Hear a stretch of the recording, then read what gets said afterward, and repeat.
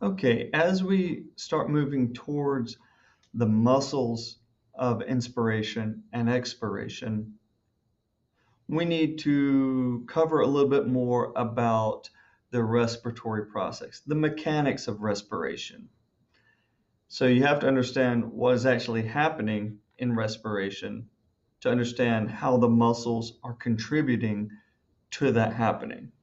For inspiration and expiration to happen, your body has to move. And for your body to move, the only thing that's going to move your body are your muscles. So before we consider the individual muscles, let's talk about the actual movement of your body for the purpose of inspiration and expiration. So we're getting into the physiology of things. We've already defined atmospheric pressure as pressure, air pressure outside of your body. Alveolar pressure is the pressure within your lungs. Pleural pressure or interpleural pressure is the pressure between the visceral and the parietal pleura. And you can, for the purposes of this class, you can think of that as always being negative, always being a vacuum. Air always flows from areas of higher pressure to areas of lower pressure.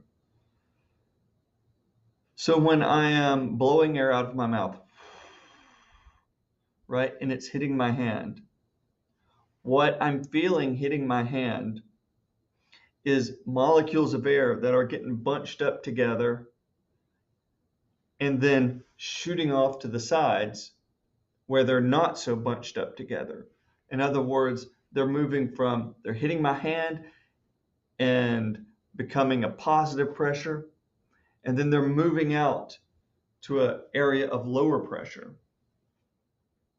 When you're outside and you feel the wind on your face, what the wind is air moving on the earth from areas of higher pressure to areas of lower pressure. Okay, so let's put things together. Thorax expands, pulling the lungs with it, expanding the volume of the lungs, which when you expand the volume of the lungs, alveolar pressure decreases below atmospheric pressure. Therefore, air is going to flow from the atmosphere into my lungs. And that's inspiration. There comes a point where I stop inspiring, and for a split second, my body is not moving one way or the other, and the pressure, the alveolar pressure, is equal to the atmospheric pressure. Air is not moving in or out. But then my thorax begins to contract, begins to retract back to its resting position, allowing the lungs to retract, decreasing the volume of the lungs.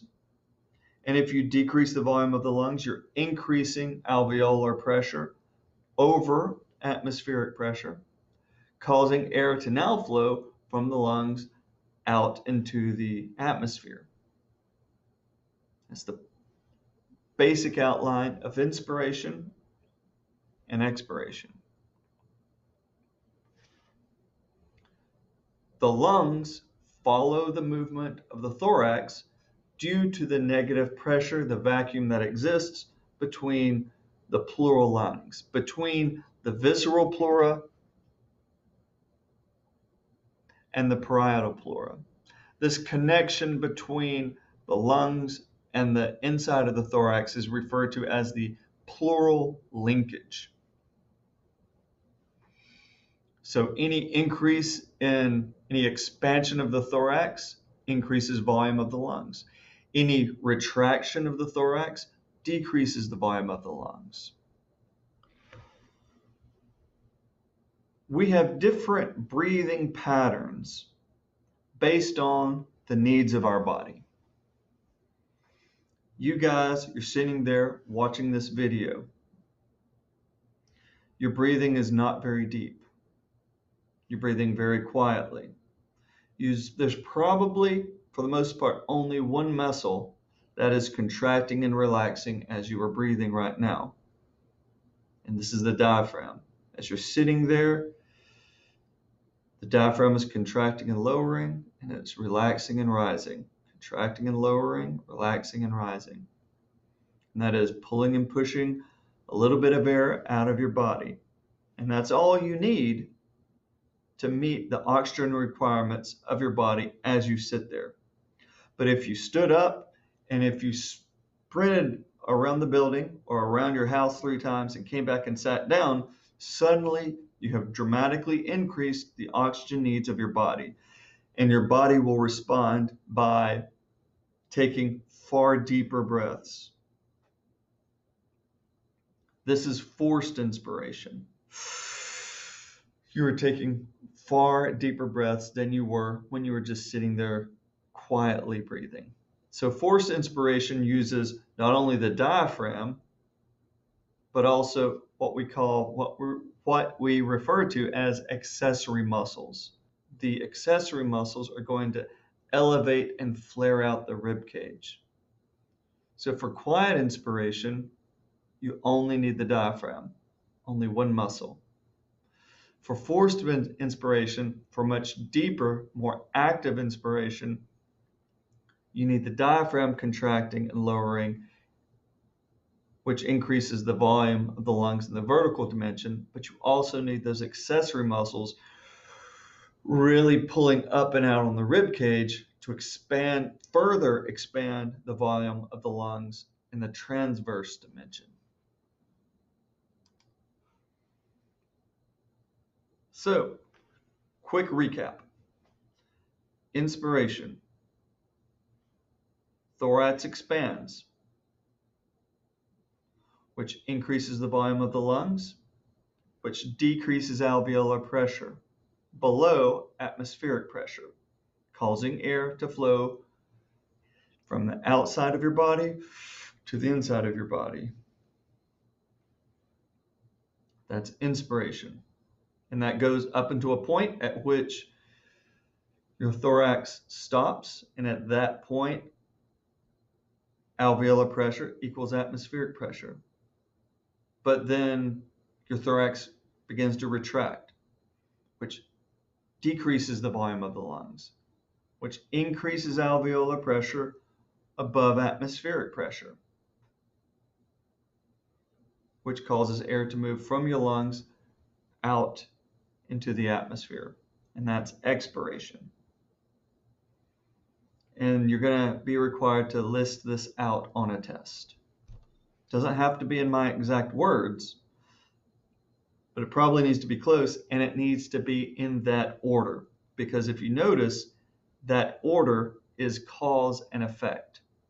One thing causes the next thing, causes the next thing.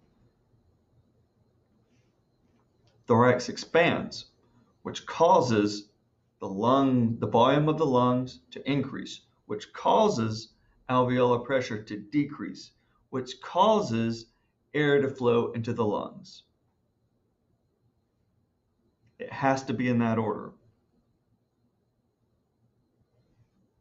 For expiration, thorax retracts, which causes the volume of the lungs to decrease, which causes alveolar pressure to increase over atmospheric pressure, which causes air to flow out of the body. So let's get into the muscles now.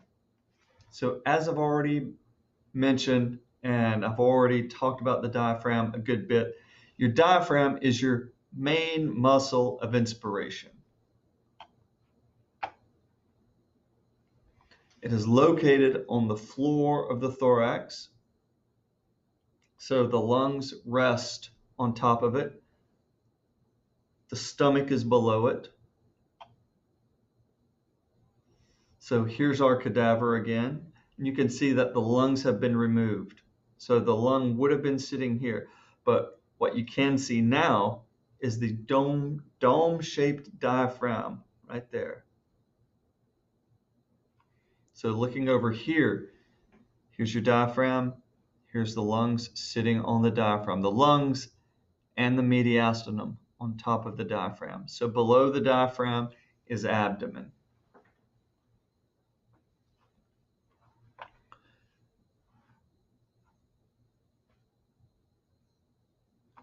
fibers of the diaphragm radiate from, you see this white heart-shaped thing in the middle? That is the central tendon of the diaphragm. So what is a tendon? A tendon is a structure that connects muscles to other things. If we look at the diaphragm itself, if the diaphragm is a large flat muscle that divides the thorax and the abdomen, things have to get from the thorax to the abdomen. So the food you eat has to get through your thorax to the abdomen, right? The blood has to get from your heart that's in your thorax down into your abdomen. So you need some important holes in the diaphragm, and here they are. You have the esophageal hiatus, and that is the hole through which the esophagus passes as it courses from your pharynx down behind your trachea through the esophageal hiatus to the stomach. You have the foramen vena cava, and you have the abdominal aorta. These are passages through which major blood vessels pass from the abdomen to the thorax and the thorax to the abdomen, allowing blood to be exchanged between your heart, which is in the thorax, and the rest of the body.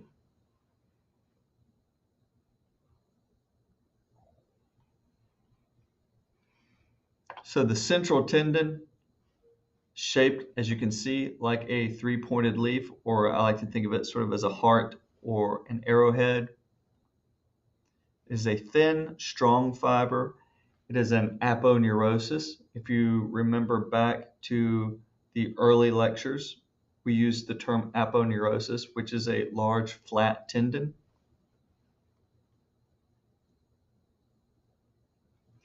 And in this image here, you could see that at a resting position, the diaphragm is pushed up.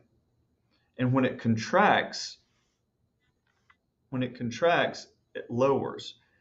And when it lowers, it pulls the lungs along with it due to the pleural linkage. Looking at the image here, you can see that as the fibers radiate out from the central tendon, they're going to originate anteriorly at the sternum. So here's the spinal column, here's the sternum. So they're going to reach out and attach to the sternum anteriorly. Posteriorly, they're going to originate at the lumbar vertebrae. Laterally, they're going to originate on the ribs. So you can think of all of these fibers anteriorly, laterally, posteriorly. They're all reaching up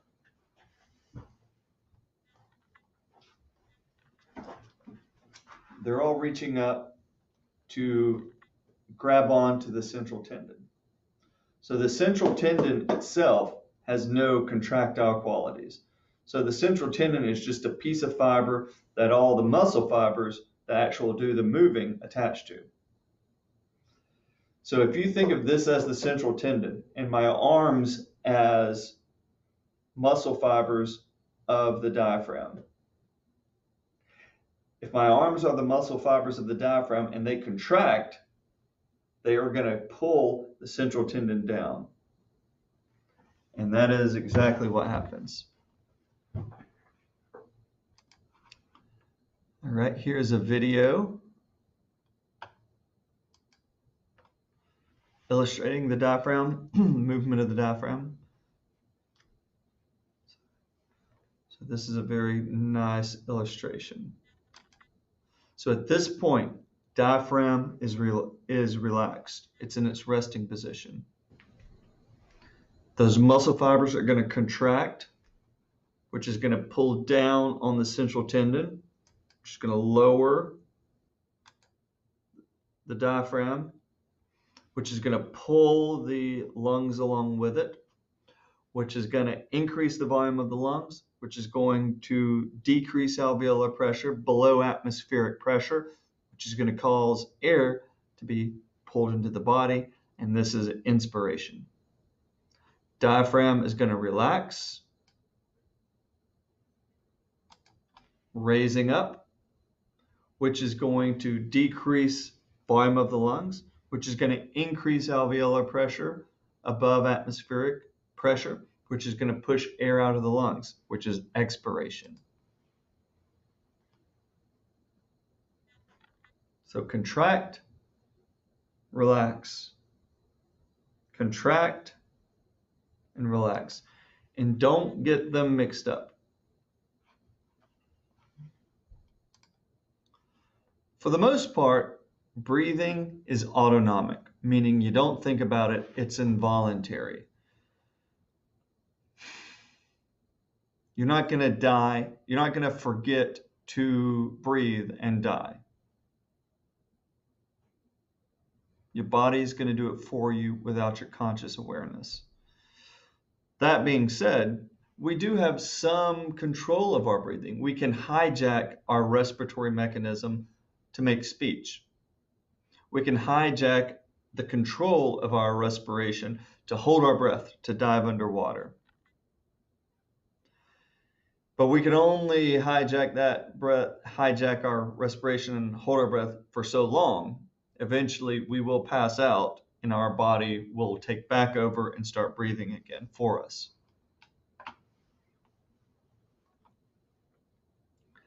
The innervation of the diaphragm is accomplished via what is known as the phrenic nerve.